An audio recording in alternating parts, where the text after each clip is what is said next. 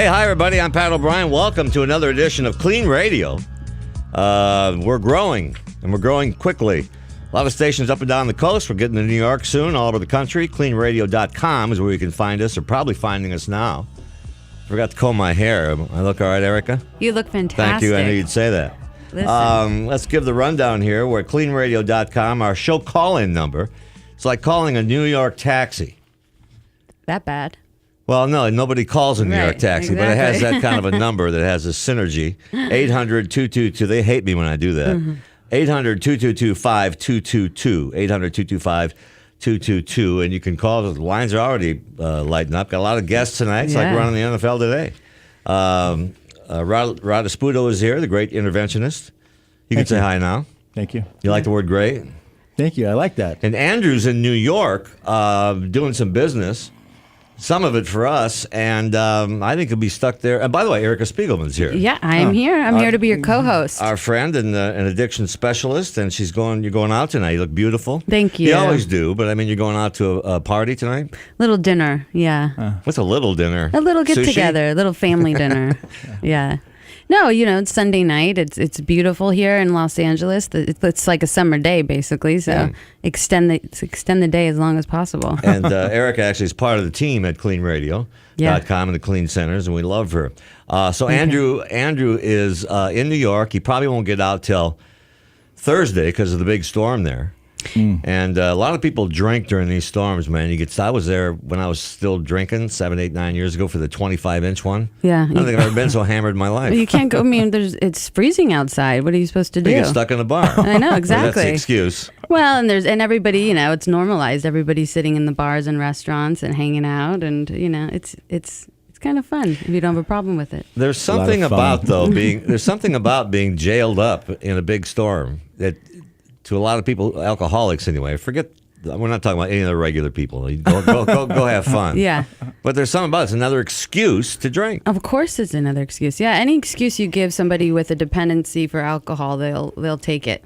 So Justification. It is justification. And it's hard. I lived in New York for almost 3 years, and it's also something that it's a meeting place. I mean, everyone goes out after work and happy hour. And Los Angeles is a little bit different because everything's so spread out. Our world doesn't revolve around bars and restaurants. Or taxis. Right.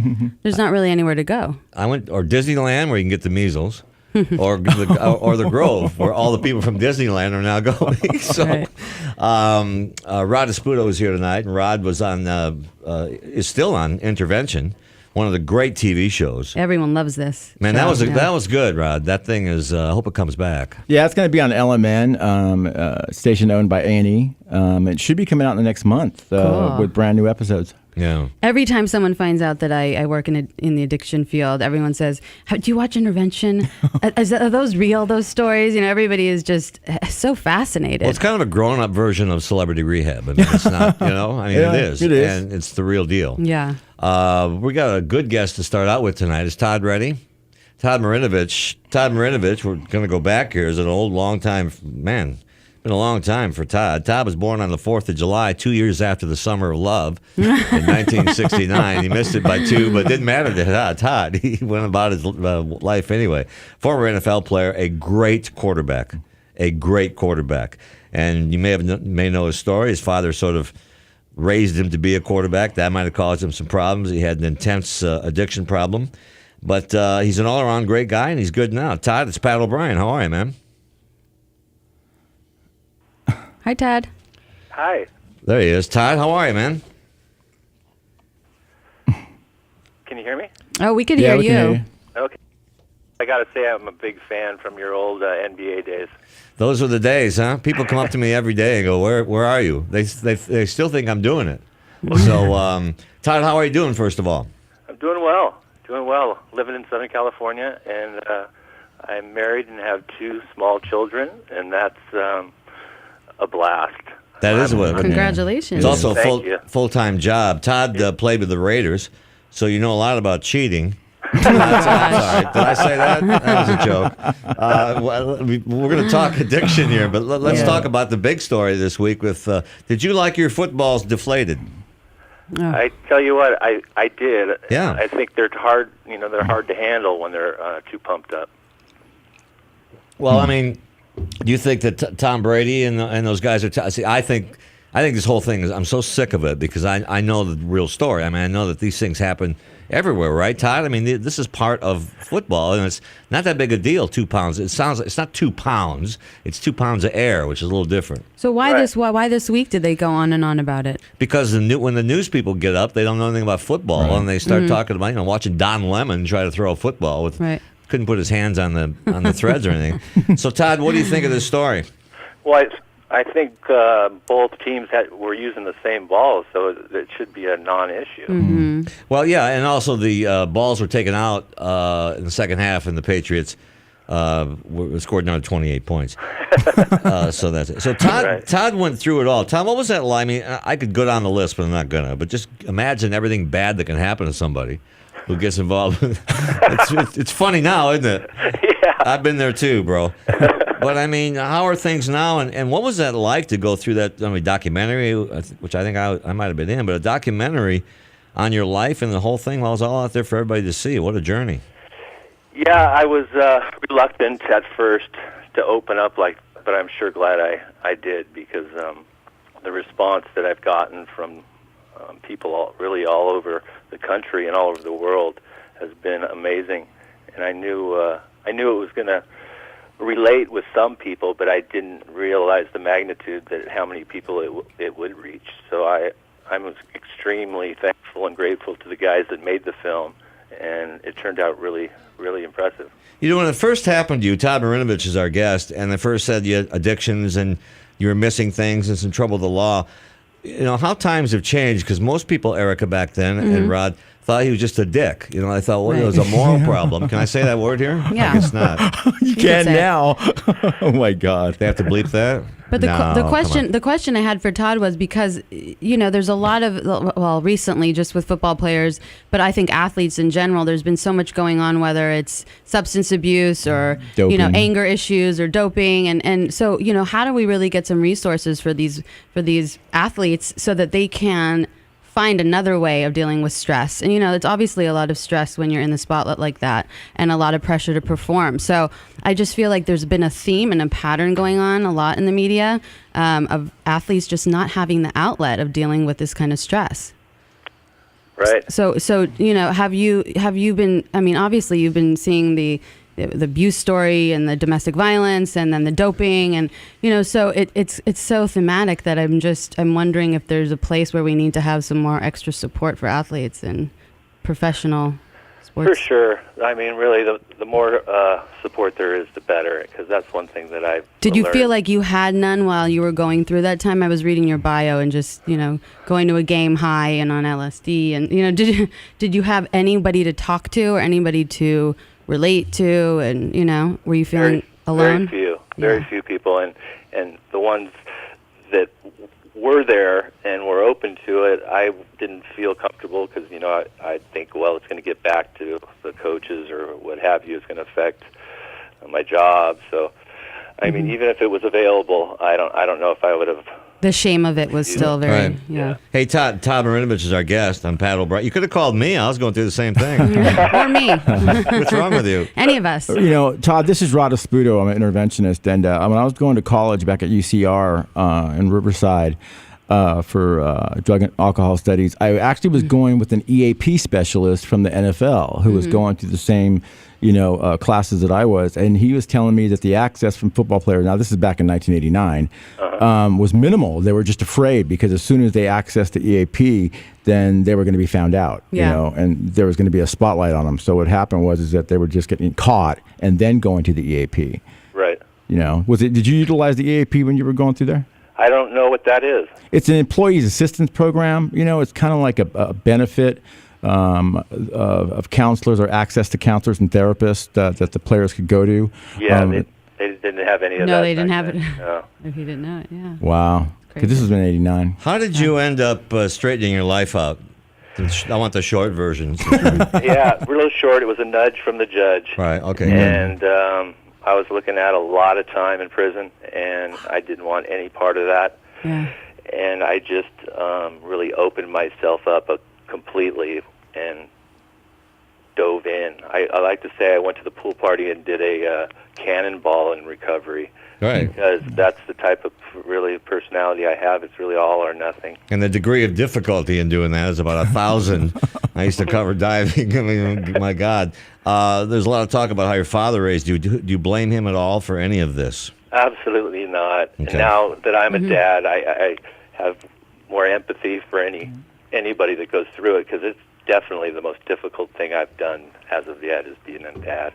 Mm-hmm. My whole problem with your deal was that Tell I me, felt Pat. that I felt bad for you because, and I was still in my stuff too Yeah. then, but as I look back on it, people did think it was a moral problem and that you were just like a Darryl Strawberry or a privileged athlete, and the same thing they thought of me by the way, being this Right. on TV every day and all that.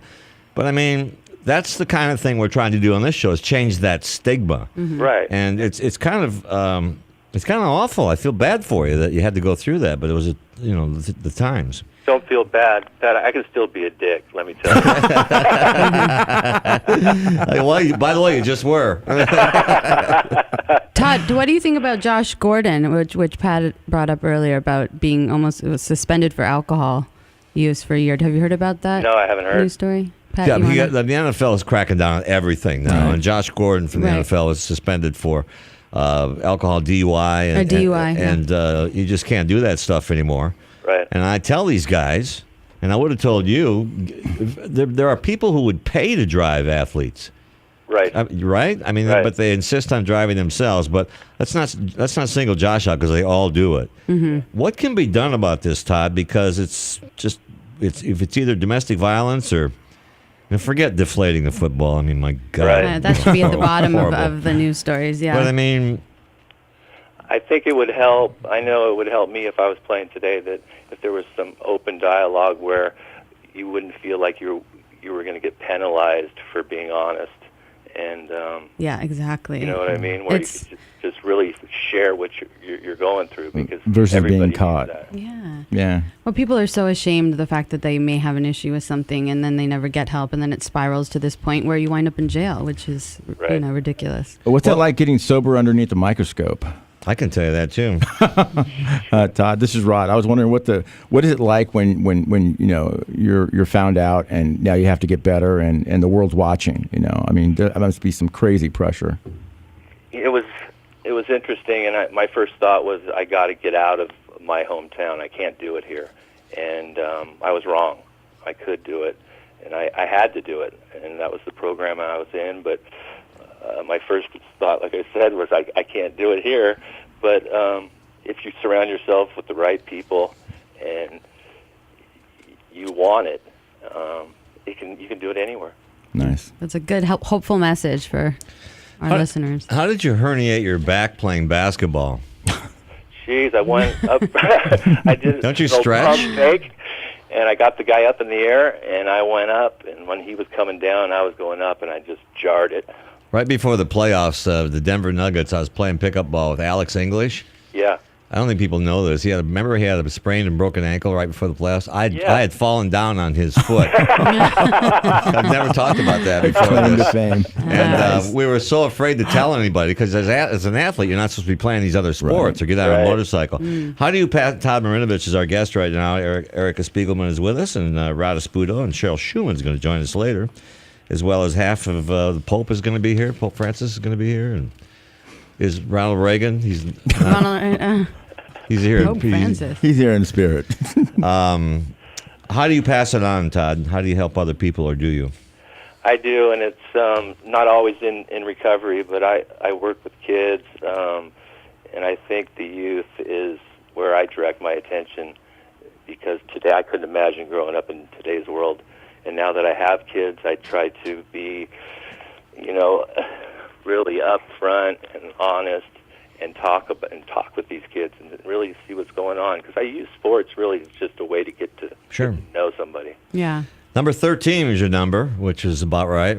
Yep. I mean, One of my lucky numbers. actually, Right. for a lot of people, it is. Lucky for Todd. He's sober and clean and a good parent. How about your Trojans? The Trojans are on their way back. I mean, they're down for a few years, but that's expected when they got penalized like they did. But I tell you, that Pete Carroll can sure coach it, can he? He left behind a trail of mess. I know all the bodies, and went north, and he's a hell of a coach. Who do you like in the Super Bowl? Before you go, I'm a West Coast, so I got to take this. Taking Seattle in the Super Bowl, and I think the Patriots are going to have such a bitter taste in their mouth over all this stuff this week. But who knows? That's why they play the game, you know. Right. Hey Todd, I love you. You're great, and I think you've traveled through this like a warrior, and I'm proud of you. And we'll talk down the line, okay? Right on, Todd. I appreciate it, and thanks for coming on. Thanks for calling in. Yeah, There he goes, Todd Marinovich. Man, he went through it. I mean, he was a quarterback at USC, and then all hell broke loose. And of course, his father, they say, kind of bred's the wrong word, but raised him to be this athlete. Pushed and pushed and pushed and pushed and pushed. And does that take an effect on how your addiction? I mean, yeah. This was the dad from hell at the time. Mm-hmm, you know. Mm-hmm. I think parents absolutely, what they mirror is also what the child, the energy the child takes on, and he obviously was feeling like he had to be perfect, and that is a lot of pressure to live up to something like that. Erica Spiegelman's with us. She works at KLEAN Radio.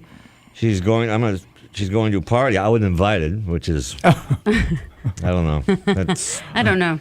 Disturbing to me. Oh yeah. Hey Rod, when you do these interventions, and Rod Esputo's here, how much? Stupid question, but I mean, how much are the parents really involved? I mean, do you have? Let me put it another way.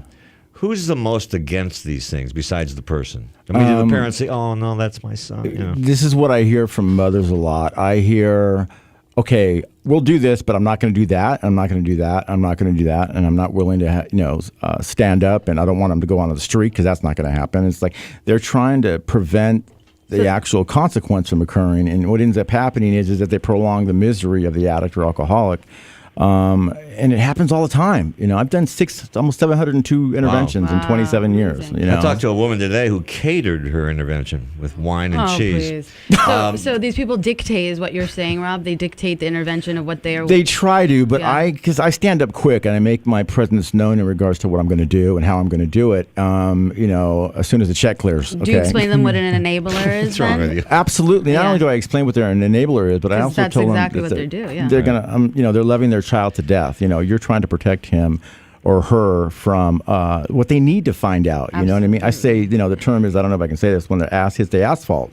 That's when they look up and they realize, oh, my parents don't love me. No, they love you more than ever. Mm-hmm. But they're willing to let you go finish, to be ready, And what does be ready mean? We can spend 2 hours on that. But, right, we can't, though. The board's lit up, and most of them are Erica Spiegelman fans. Oh, are they? But instead, Mary in Seattle's got a good question. Mary, how are you? Welcome. Oh, hello. Thank you. This is the first time I've actually ever spoken to anybody on the radio, so I'm... Well, you're doing a good job so far. Well, welcome, Mary. We're happy to have you on. Oh, thank you. I'm I'm a huge fan of the show, and Erica, I've been following you a little bit on Twitter, and I enjoy it very much. Oh, thanks. I'm also a USC grad, so I was really enjoying listening to Todd there and his experiences, and I'm really proud of him and what he's been able to do in his life. That's great. So my question is this. I have one adult child who's in recovery right now and has been so far for 8 or 9 months. This is the second time for them, and they're doing wonderfully. I have a second child who's a little bit younger and seems to be really experimenting quite a bit in college and experimenting with substances, it appears, that are quite dangerous.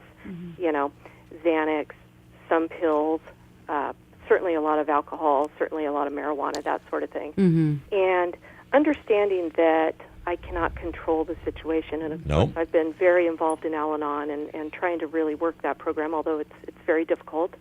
But at the same time, I'm thinking, what's the best direction to go with this? I know you have to approach it with love, but I'm really quite concerned, and I'm living in fear because I'm thinking to myself, if this child is doing this, I understand they're an adult, but they're very naive. Yeah, I'm afraid of what the consequence could be, which is the final consequence of never being able to see them again. Right. Well, I think it's really important to have a conversation with your daughter in a very loving way, and in a way where you're educating her on what the dangers are of some of these prescription pills. I honestly don't think that college kids, and people in general don't really understand that benzodiazepines and these kinds of pills actually attach to your tissues and get into your system, and you become addicted very, very easily. From a cognitive point of view, I think, mentally, emotionally, people get hooked on these pills and different kinds of substances without ever knowing the consequences and really what they're putting in their body. So just to educate her, or maybe have her, read something and just kind of get her acclimated with what's going on in her life. Yeah, and this is Rod and Mary. I'd like to tell you, you have to put the importance and the danger of what she's taking. You're absolutely right, Erica.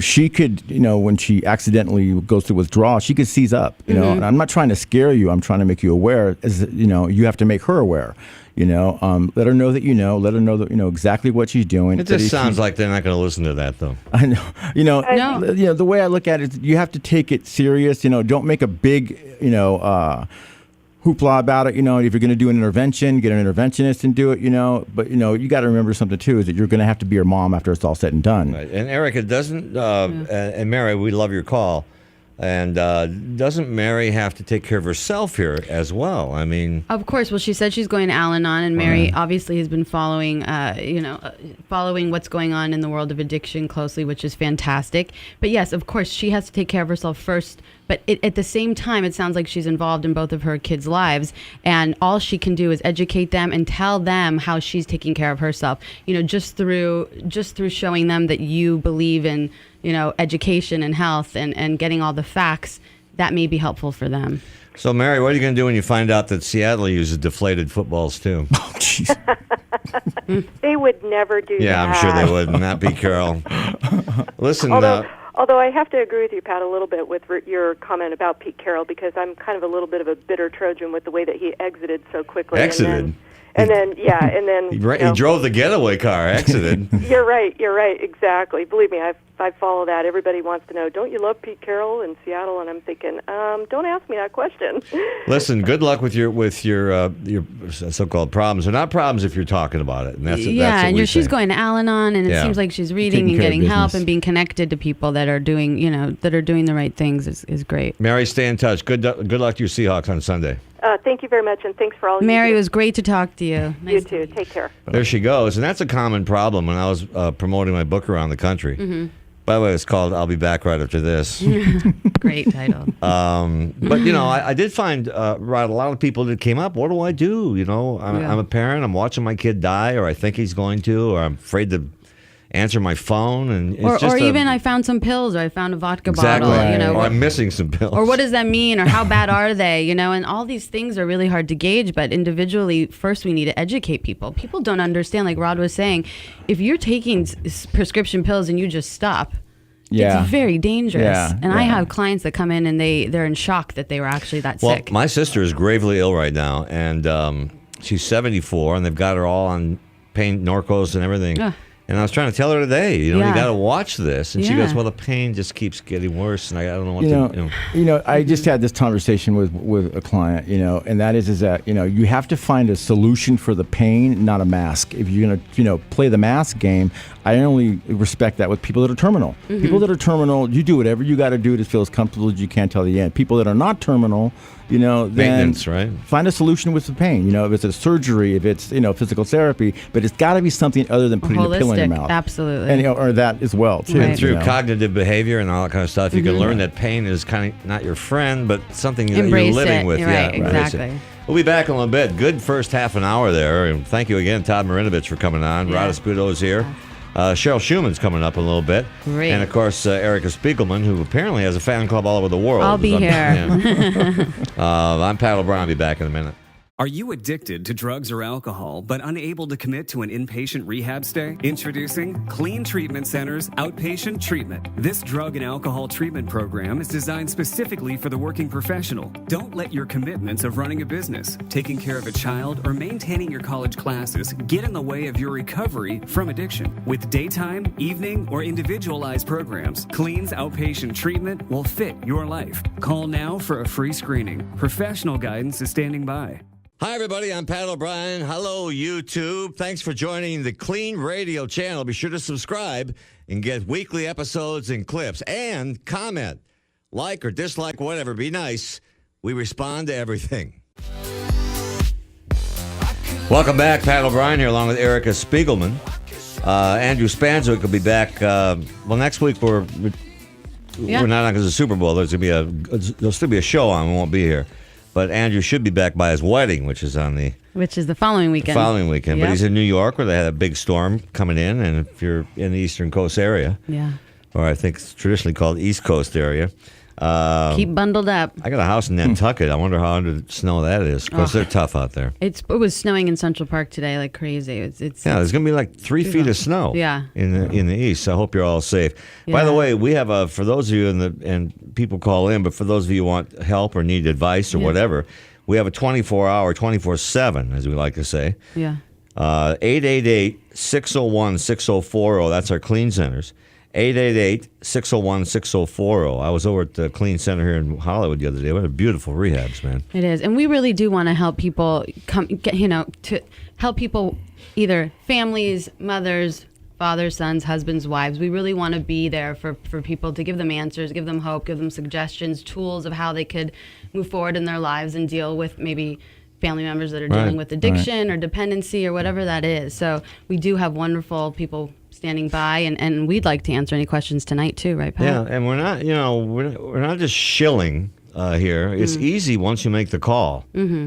Look, if I can get sober, anybody can. And I had a long history, and I had to do it in public too. But you needed tools, right? I mean, I needed tools when I got sober. I have had 2 lives. The first life went really well. I did great, but I had a different toolbox. Right. This life, I have a different toolbox, and I'm not a tourist in my own life anymore. Yeah. Nice. I like that. Yeah, thanks. I thought you would. Joining us now is our interim social media director. Interim. How you doing, Pat? Hello, buddy. All right. Hey, good. How are you? I'm good. How are you? You looking good tonight? Oh, thank you, sir. You as well. What do you got tonight? All right. Well, this is what's happening on Facebook.com, KLEAN Radio, and Twitter.com/KLEAN Radio. Stacy is asking, Pat, how did the friends that you used to party with react to you getting sober? Were they supportive, or did they shun you because you were doing something different? They didn't. Well, when I partied, it was all my stuff. I didn't share it with anybody else. Me neither. But I was an isolationist, and I drank alone. But no, the thing about me, Erica, was that nobody. I mean, I was on TV every day, hair and makeup, and I was out of my mind.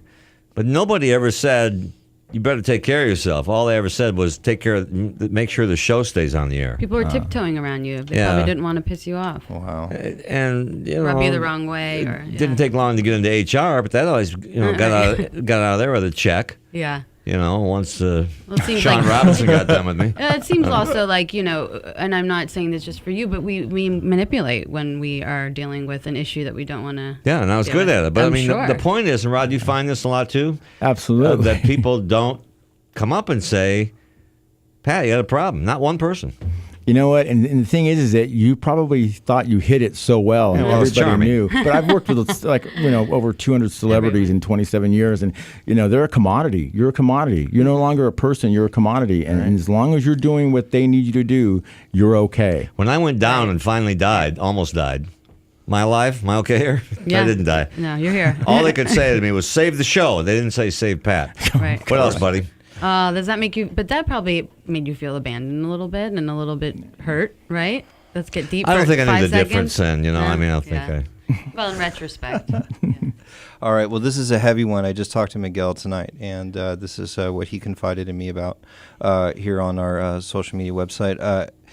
He says he's been smoking heroin. I've been smoking heroin for 10 years. I've made the decision to stop. I'm currently living in my truck and starting to withdraw. I'm working with a doctor that will put me on Suboxone taper after I test clean. How long should I be on Suboxone? Is there inpatient treatment available to me? I have Medi-Cal only and no money. No such thing as Suboxone taper. Yeah. It's hard to get off that too.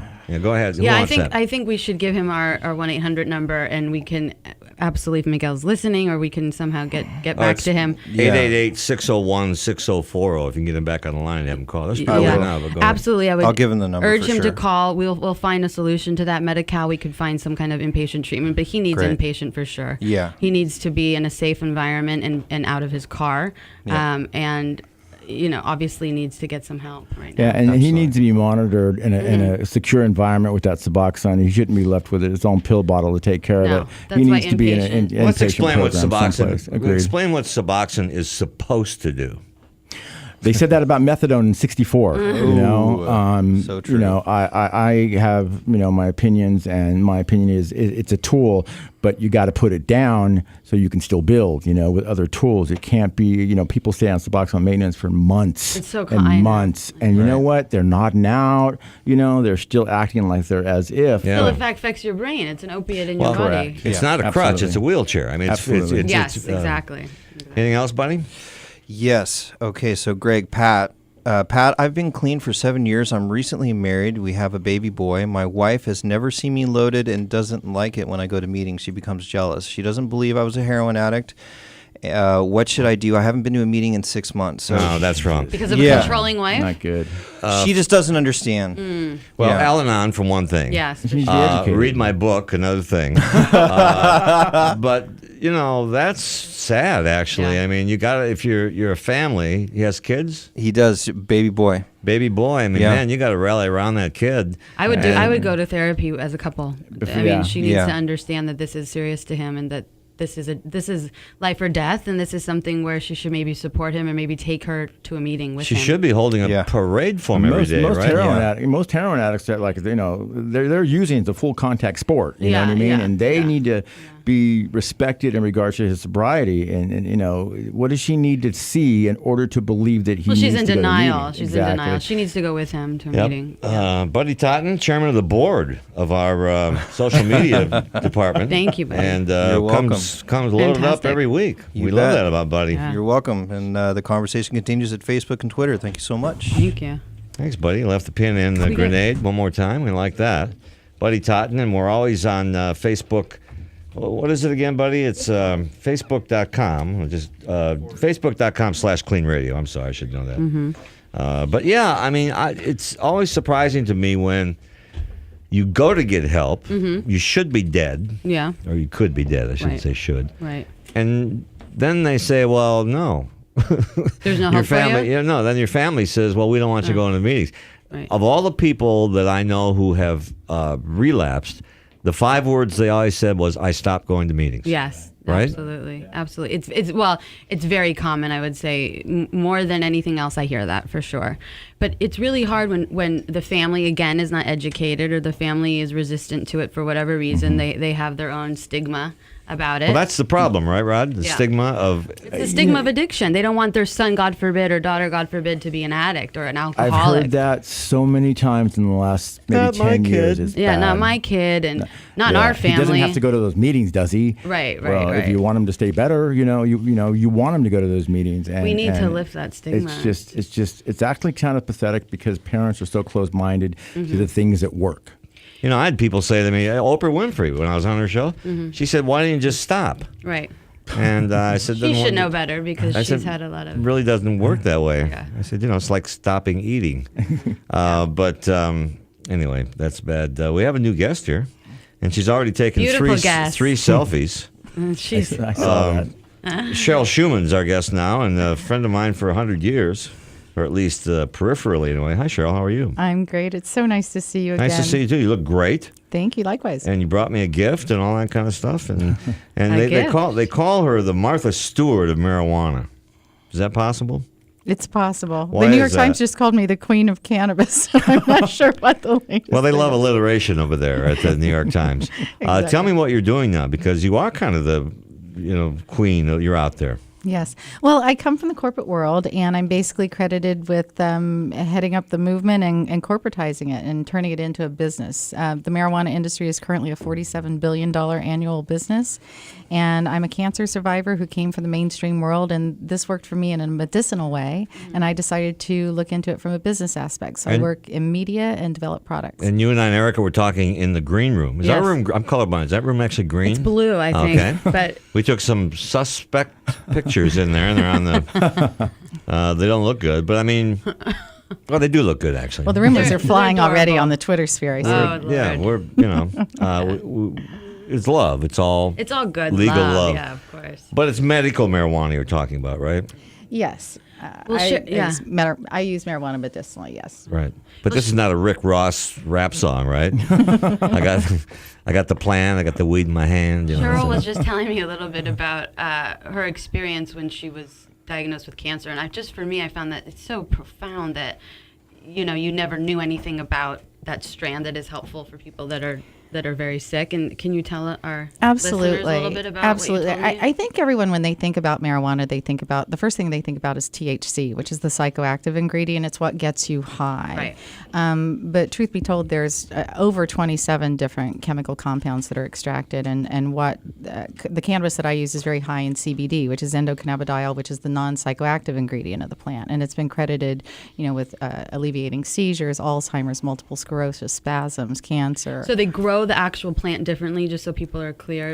No, Okay. actually, no, not at all. Okay. It's the same plant. There's just different strains. Some strains are specifically bred for genetic ailments, This particular strain, there's 3 of them right now that are being heralded, around the world as being very high in CBD. So every single plant, every marijuana plant, no matter what the strain, has THC, THCA, THCG, CBD, and a number of different chemical compounds. This is good to know. But the CBD strains are high in CBD, again, which is the non-psychoactive ingredient that is specifically bred for certain ailments. But there's a fine line, I think, I'll be a devil's advocate, between, and the reason why it's $1 billion business is there's a fine line between using it for medical purposes or just being able to get it easier and just listening to Rick Ross, Well, absolutely. But I think. By the way, I listen to Rick Rock on my Spotify playlist. You're outing yourself here. I think it's very important, no matter what you're using, is to medicate responsibly. Even though I use cannabis medically, I'm a firm believer that it is a safer alternative to alcohol, tobacco, and pharmaceuticals. I know for a fact that someone dies in this country every 19 minutes from a pharmaceutical drug overdose. Unbelievable. Countless numbers overdose. Yeah, and to date in history, with over 3,000 years of medicinal use, there has never been one death attributed to marijuana. So, However, people will say, well, the deaths come when it's a gateway to something else. Yeah, right? right. I'm in recovery, and I have been for 1 million years. And my ex-wife's mom was smoking marijuana every night, a couple of puffs, to go to sleep. And she had lesions on her lungs because there's no filter for the actual product. There's not like cigarettes they had to have a filter. With marijuana, they're just coming straight through a screen, and they're finding. I found 2 other people as well who smoked marijuana for 15 years, and they had lesions on their lungs from the ingredients in the marijuana. And she stopped smoking it, and the lesions eventually, after they were removed, went away. So I mean, I understand the medicinal aspect. I have lupus, and I'm not going to smoke marijuana. From my rheumatologist from back, recommended it, and I'm not. There, but with people who do and it works, I don't. That's on you. That's okay. However, when they don't have a proper way of doing it, and there's not a screen, and there's a filter, I just think that a lot of bad things can happen because of that. Cheryl Shuman's here, and that's Radispudo. And Erica Spiegelman. Erica, I want to hear from you on this. Yeah. The line is fine between medicinal and just somebody who wants to get high. Right. I find that I love the medicinal part. I mean, I'm all for that. I think we all are for the medicinal part. I mean, I think we all understand that marijuana does help people that have chronic pain and that go through cancer and lupus and so on. But I really do believe a lot of my clients who I see day in and day out that have had active addictions started with marijuana. I mean, that is a pattern, and that is something that, 85% of my clients, that's how they started. That's how I first started. I tried pot for the first time, and it led to drinking, led to other things. But at the same time, we do have a responsibility to educate people on what the benefits of marijuana is, and also on how we can abuse it. I mean, I have friends that, got up in the morning in college and waked and baked and smoked pot and went on their day and did it all day long, but yet didn't graduate college. And I think it did hold them back emotionally from a lot of experiences. So there's always going to be a debate. Right. And we got away, didn't we, Cheryl, from the just simply, and I understand, and I think most people, I hope understand the medicinal qualities of cannabis, right? Well, hopefully we're trying to get that word out. That's what I think Cheryl's trying to do. But now with the legalization of it in 3 or 4 states, and the basic legalization of it everywhere. I mean, Federally, New York is stopping, they just stopped approved it. arresting Yeah. people for it. But there are kids in Texas, by the way, who are sitting in jail for life for having a roach in their. That's another Paddle Brian's cop story. But I mean, how do you separate and not glorify it, glamorize it? That's what I'm saying. Well, I think you have to educate. You have all the little, lemonade flavors and the candies, and they'll have a bunch of stuff. Well, a couple of things I wanted to address Lemonade. on smoking issue. I actually am a big promoter of vaporizing cannabis. That way, you're only releasing the pure What's medicinal that? parts. One of those. A vaporizer basically heats the cannabis up to 374 degrees, and it only releases the medicinal aspect. It doesn't combust or burn the great. plant matter. Okay. And also, what's happened, there's so much evolution in the cannabis extraction process. There's some amazing CO2 critical extraction processes where, again, it's just the pure medicine. So there is a healthier way to consume for your loved ones who want to do that. And getting back to the recreational versus the medicals. The interesting thing about the marijuana industry itself, it's actually at war with itself. You have the medicals against the recreationals because a lot of the recreationals feel it should be legal as a safer intoxicant, if you will, as an alternative to alcohol and pharmaceuticals or other recreational drugs. I'm a firm believer that, number one, I believe that if someone has an addictive personality, they're going to be addicted whether that gateway entry was marijuana or a cigarette or alcohol or a beer or whatever. I was in Humboldt County doing a documentary on this back in the 70s. Up there were all those great Sensimilla and all that stuff. And I was right in the middle of all that. I've never done so much coke in my life. Because I'd take 2 hits of this and I'd say, bring me a couple more 8 balls. I mean, for me, it was a gateway. Well, it's interesting. I tried cannabis for the first time in 1996 for PTSD. Right. And for me, I'm very proud to say to this date, I've never had a cigarette. I don't drink. I've never done cocaine or any kind of other drug. And every pharmaceutical I've taken has been under the strict recommendation and Good for you. for my doctor. So I did not have that experience, but I do know people that suffer with addiction. So I'm a firm believer that if someone is prone to addiction, they'll be addicted. It's an individualized journey. I mean, you had actual pain and you had a lot of medical issues going on. It's very different than, somebody who's 13 years old and gets started that way. Is it better? Sorry, Rod. Is it better to take? Well, I'm afraid to ask this question. Is it better to use medicinal marijuana?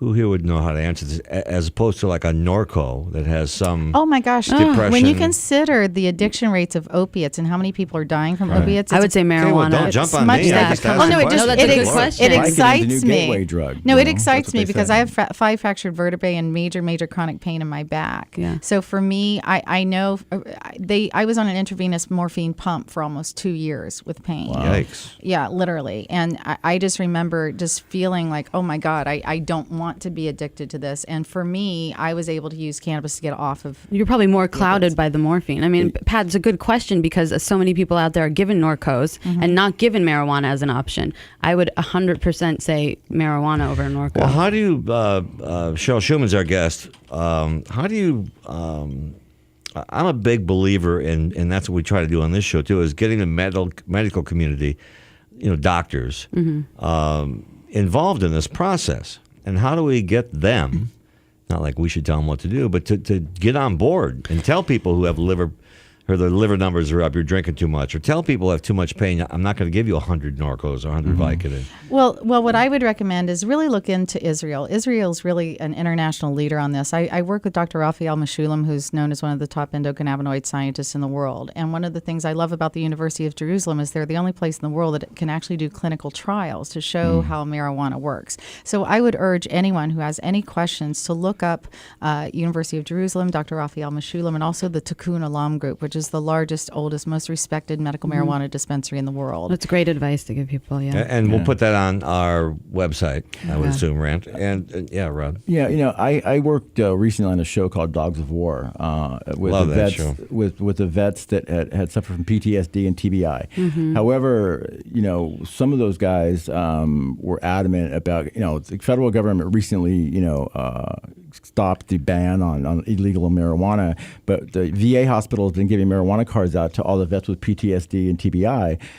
Some of them had some adverse effects because of the paranoia, and I was also a vet with PTSD as well. And I got to ask you, how did the marijuana help with your PTSD? I'm just curious because I had all these vets on the television PTSD shows is a that were whole freaking nother- out. yeah. Well, I want you to say what PTSD is. Yeah. Post-traumatic stress disorder. Yeah. Yes, I know, thank but- you so much for bringing that up, because it's something when we talk about removing the stigma, whether it be removing the stigma from addiction, removing the stigma from marijuana use, whatever it is, I have to I woke up every morning. I still wake up every morning, jolted out of my sleep as if I'm having a heart attack, and it's like Really? From that. pain or from PTSD. No, from I trauma. dream Or just, and panic, over yeah. and over and over, and it truly feels like I'm having a heart attack. And I work with a lot of veterans, and what I'm so excited about is, first of all, that PTSD is recognized as a qualifying condition, because in a lot of states it isn't. Yes. And I work with a lot of veterans who have lost their limbs, who suffer from phantom limb pain, who literally think about killing themselves every single day. And when I look at the fact that these veterans are losing their lives through suicide, one after another at record rates, and I have witnessed, I have worked with veterans who are literally missing their legs, missing their arms, and suffer so much, why and don't- I see why it don't we help them instantly then? help them. Well, that's why we're here. I mean, that's one of the reasons. PTSD is a major platform that I work on, and to me, it's about sharing those stories, sharing those testimonials, learning how PTSD has saved those lives, and that's how we transform public opinion. And what we need to do is come out with a face that people will listen and recognize and take heed, and then share that information. And no matter how right-wing you are or you don't believe, someone in your life, whether it be through AIDS or cancer or something, has been touched by this plant, and it's worked. Yeah, I spend a good amount of time at the veterans place over there visiting guys, and it's just sad that they don't have. It just seems like they look at me like, what? They have How a do drug. I get better? They have drug and alcohol counseling Yeah, there. that's what But I it's go only with for that. 21 days. Those those that are out only get 21 They days. need of more inpatient. funding, 28 days is for the people that are active. Okay. I mean, Yeah. it's just sad. Yeah. I've Erica, been over there. Yeah. Erica, this is for you. Yeah. I know I interrupt a lot, but I want to get you all on. Yeah. How do we upgrade medical care and care for people who have problems? I mean, let me explain what I'm saying. Because usually I have to explain what I'm saying. There's just the new way of treating people is so violently different than the old way. And you have to get through, and Cheryl, you can weigh in on this too, and Rod too. You have to get past all the stigma, and I'm not giving a guy marijuana. I'm not giving a veteran this, and Right, how do we right. change that? I think there has to be a dialogue, and people have to be more open-minded and open-hearted to different forms of therapy, different forms of healing. There is not just one way anymore. There's exactly. There's hypnotherapy, EMDR. There's meditation. There's so much out there, and we have to be open-minded, because what's going to work for me may not work for you. And we need to collect as many tools as possible, and we need to learn as much as possible and read articles and be open-minded. The University of Jerusalem is doing such wonderful things, but no one in this country is listening to them quite yet. So it's about putting the information in front of people and having them do the research, and then they can assess what they want after that, but at least give them the information. At least options. Yeah, rather the than option. one road, there must be multiple roads to healing. And there's multiple roads to recovery too. What worked for me to get sober was different than probably what worked for Pat, that worked for Andrew, that worked for you. So, I think all of us have to really appreciate the fact that, number one, there's hope for everybody. Number two, there's many ways to Mecca.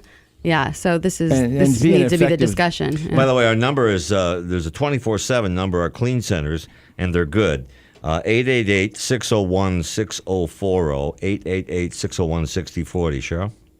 Yes. Did you want to talk about this? Well, Changing the attitude? first thing I wanted to say, I'm so impressed by the fact that the Veterans Association of America are allowing the soldiers to use this. And I know for a fact that it's saved a number of lives. So I'm so thrilled about That's that. And great. I think that's a real positive move forward. So like for me, I see the media as really being the key ingredient to getting out there and educating. We can reach more people through programs like Yeah, this. but to they're not. educate. Every time somebody just really unfortunately, I have all their text numbers. So when these people get on, they go, so-and-so was caught killing somebody, and he was suspected of smoking marijuana, and a former drug addict. Slap the stigma back on and then there, they never yeah. say it again. I text Don Lemon and Anderson, those guys. I said, well, if you're going to say that, bring it up again. But no, they use it as a headline. Right. Well, here's what I find interesting, and I don't know if you would agree with this or not, but I would much rather deal with someone who is using cannabis than I would alcohol or other drugs, because cannabis people are generally pretty laid back. Alcohol people are angry and confrontational. Yeah. Like when you're dealing with marijuana people, it's like, hey, dude, it's all good. Well, the effects of alcohol and marijuana are different on you emotionally, too. And the way it metabolizes through your system also. But we're not endorsing that everybody go out and start smoking marijuana. No, however, I have to say that because I feel so strongly that cannabis is a safer alternative to alcohol and tobacco. So for me, another thing I have to say, I lead over 800,000 women who are moms for marijuana who feel that they would prefer to use cannabis, at the end of a long day instead of alcohol to relax. But that's the question. Why do we have to use a substance at the end of the day? That for me, as somebody that's sober, it sends the wrong message to use this or that, but why even anything? Why can't we just unwind in a natural way? Take a bath, take a walk, talk to a loved one, meditate. I mean, for people that either or, it's an interesting debate. It is. We have to go. Cheryl, where can people find you? I'm easy to find on CherylShuman.com and BHCClub.com. And spell Shuman. CHERYLSHUMAN.com. Okay, and Rod, where are you? RodespudoInterventions.com, RODESPUDO interventions.com. And we'll put it on our website. Yeah. And Erica, we all know where to find you. You just find me. You find me Clean here Center. every week. I love having you here. Thank you. Thank you for having me. It's Thanks been a great you all show. for coming. It was great talking. Remember that there's only one day you should worry about. It's not tomorrow. Not here yet. Not yesterday. Can't get it back. It's today. Stay present. Stay in the moment. See you next week. Are you addicted to drugs or alcohol, but unable to commit to an inpatient rehab stay? Introducing KLEAN Treatment Center's Outpatient Treatment. This drug and alcohol treatment program is designed specifically for the working professional. Don't let your commitments of running a business, taking care of a child, or maintaining your college classes get in the way of your recovery from addiction. With daytime, evening, or individualized programs, KLEAN's outpatient treatment will fit your life. Call now for a free screening. Professional guidance is standing by.